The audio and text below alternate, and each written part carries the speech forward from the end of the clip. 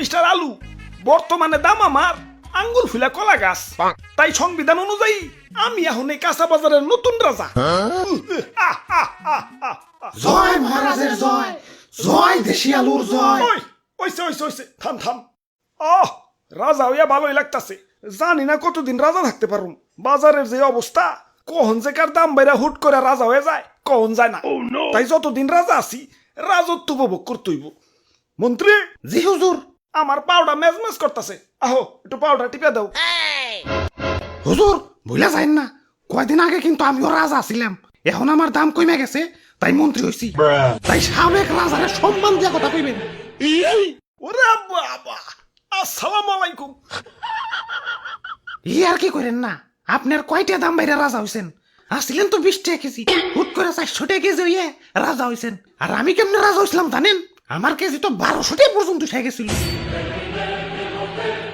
ওই তুই মুখে মুখে তর্ক করস, তোর বোটা কিন্তু টান দিয়া ছিড়া ফেলামু।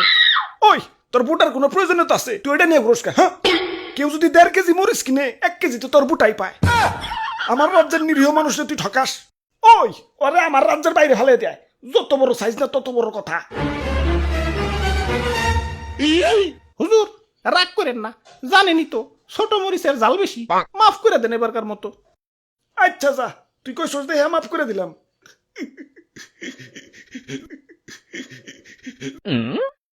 ওই আমার অনেক অনেক ক্ষোভ আছে।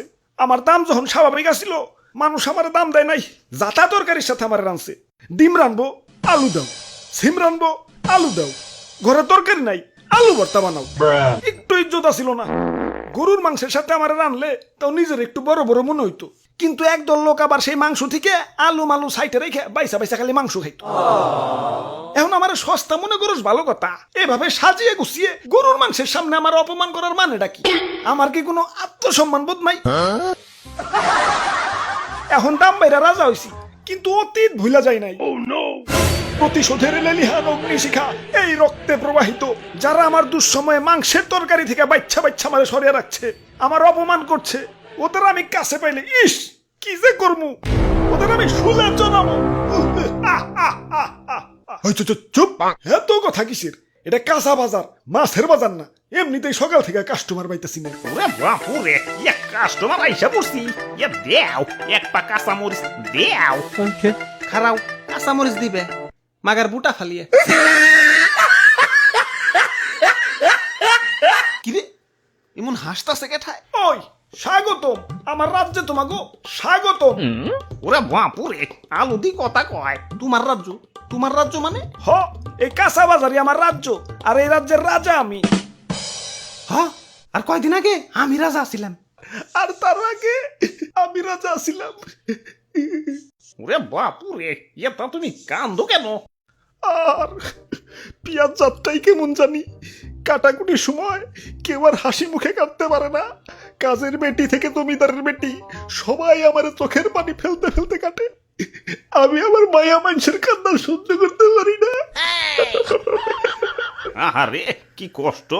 আচ্ছা বুঝলাম, তুমিও রাজা ছিলে, তুমিও রাজা ছিলে। বেগুন তোমার কি অবস্থা?